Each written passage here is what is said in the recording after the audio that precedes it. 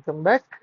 અને આજે આપણે આપણી પ્રિપરેશનમાંથી થોડા સાઇડ ટ્રેક થઈને પણ one of the most component crucial કમ્પોનન્ટને સમજવાનો ટ્રાય કરશું, importance of the interviews and why I should focus more on interviews, અને તમારા સિલેક્શન અને રેન્ક માટે કઈ રીતે ઇન્ટરવ્યુ ક્રિટિકલ બને છે, રાઈટ?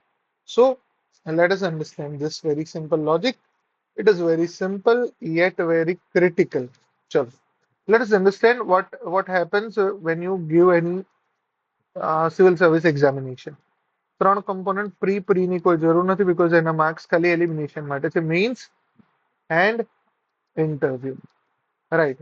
ઓફિશિયલ માર્ક્સ જુઓ તો આના 900 છે, અને ઓફિશિયલ માર્ક્સ આના જુઓ, બરાબર, કે જે તમારે ઓન એન એવરેજ ઇન્ટરવ્યુનું વેટેજ છે એ 100 માર્કનું છે, right? So the interview weighs only 10%. But 900 માંથી જો તમારો સ્કોર 900 માંથી જો તમારો સ્કોર અરાઉન્ડ 450 આવી જાય તો યુ વિલ બી ઇન ટોપ 10. ઠીક છે, 50% તમે ટોપ 10 માં હશો. Even if you are scoring 411 or 12, which was my score, right? So I'm judging or guessing by the level of difficulty moderate hoy, assessment fair hoy, which is always there. So around say kitla thaya hardly 42%, 82 kitla ha 411 by 900, બરાબર? ચલો, તો કેટલું થાય around? Let us do mathematically, બરાબર? Scale C, which gives you around 411 by 900, which is 45%. So barely 45% તમે mark લાવો મીન્સમાં, તો તમારું સિલેક્શન સુધીનો ટોપ 50 માં હું હતો. ઓલરાઈટ, તો તમારે ટોપ 50 લાવવા હોય તો હાર્ડલી 45% માર્ક્સ હોય. ટોપ 10 માં ઘૂસવું હોય તો 50, મે બી 48-47% પણ તમે ટોપ 10 ની અંદર હોવ છો, right?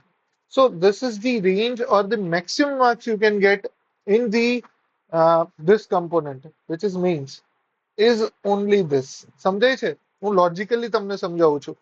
Whereas maximum you can score in interview is, maximum mark you can score in interviews around 70 or 67, 65. This is at least there.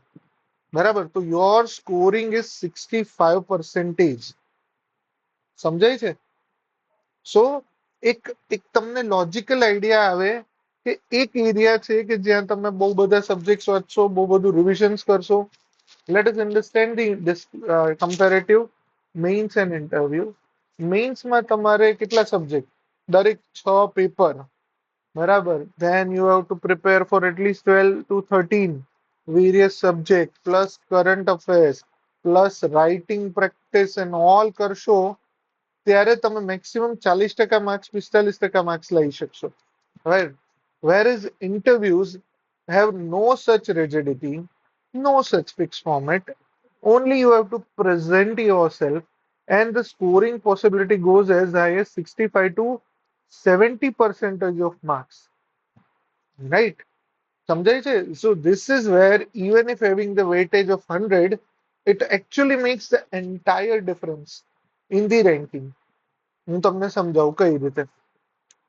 For example, say let us not talk hypothetically and let us talk at some result, કે જેથી આપણને exact idea આવે કે કઈ રીતે આ વસ્તુ work કરે છે, right? So what we are going to do, we are going for the merit list, બરાબર? જીપીએસસી નું જે મેરિટ લિસ્ટ હતું એમાં આપણે જઈને જોઈએ તો તમને ખબર પડશે કે મારી જીપીએસસી ની પ્રોફાઇલ, ડોક્યુમેન્ટ્સ એન્ડ this, બરાબર? તો આમાં મારું સિલેક્શન is here 26, અને આમાં આપણે મેરિટ લિસ્ટ, આ કયું છે? રિઝલ્ટ.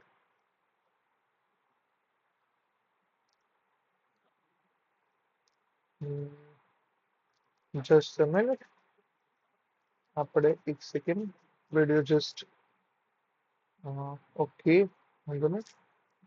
સો મોરલ લેસ આપણું કેમ ગયું? આનું સિલેક્શનનું લિસ્ટ મારું ક્યાં પડ્યું છે? Interview final list, interview preparation interview program નહીં નથી આમાં. મેં કંઈક બીજે મૂક્યું હશે, રાઈટ, મે બી. બરાબર, પણ મોર ઓર લેસ તમે essentially selection and appointment. Yes, here is the final result, right? We want to look at the thing objectively and let us understand the importance. બરાબર, કેમ આ વસ્તુ આટલી ક્રિટિકલ છે. જુઓ, આપણે સમજીએ વેઇટેજ, બરાબર, તો સિલેક્શનના ક્રાઇટેરિયા અહીંયાથી જ તમને આઈડિયા આવશે. ઠીક છે, જો 465 માર્ક્સે તમારું સિલેક્શન અટકી જાય, બરાબર. સો 465 જો જનરલ મેલ છો તો એના પછી તમારું સિલેક્શન થવું શક્ય નથી, બરાબર. સો 465, we are talking about the results from 26 advertisement number. 465 છે, એમાંથી તમારા ધારો કે 411 છે, બરાબર, which is my score. 412 કે 13 હતો, બરાબર. ચલો, let us take this as a number. 413 છે, બરાબર, મારો સ્કોર. હવે 413 માં જો તમે ખાલી ઇન્ટરવ્યુમાં 45 માર્ક્સ લાવો, બરાબર, તો શું સ્કોર થાય તમારો? 413 પ્લસ 45. સો 8 મારું કેટેગરીમાં હતું, પણ 5 અને 4. So you will be where, you will be in the rejection list. સમજાય છે? સો 45% match which you scored even in the means, જો તમે સેમ પર્સન્ટેજ સ્કોર કરશો તમે રિજેક્શનમાં હશો. Right, this is an actual result analysis. કોઈ hypothetical વાત નથી. But instead of 413 plus I scored 65, which was the highest. So my result now talks about 478, and which is top 49th rank. Are you understanding this? So this is from no selection to forget about class 2. You are class 1 officer, right? So the variation તમે જુઓ, તમારા 458 ને 478, 20 માર્કનો gap છે. આ 20 માર્કનો gap તમને, અમે realistic example આપ્યું મારું પોતાનું, રાઈટ, અને અમારો જનરલ રેન્ક છે, તો આ કેટેગરીને બી ઇન્ડિપેન્ડન્ટ છે. 49 રેન્ક પર મને in any case I was gating class 1 position, right? So you can understand the gravity and the importance of interviews. ઇન્ટરવ્યુમાં એવરેજ માર્ક્સ જે દરે તમે મેઇન્સમાં સ્કોર કરો છો, that is actually a disaster. Are you getting this? If you are scoring much better, say 55 હોત અહીંયા મારા, so 468 score હોત, and I will have become class 2. સમજાય છે? So even if moderate marks will give you barely class 2, and if you just score 10 marks higher, you see. So ultimately it will determine your rank, it will determine your selection, or it will throw you into misery of rejection. અને એકવાર rejection થયું એટલે ફરી pre આપવાની, પ્રીમાંથી પાછું મેઇન્સમાં જવાનું, ઇન્ટરવ્યુમાં જવાનું. સમજાય છે? Are you see? Or if you are good enough, smart enough to realize the importance of this, and the last concluding thing is, interview is about reality. Right, I think the one of the most relevant component to find where the person is actually suited or not is the interview.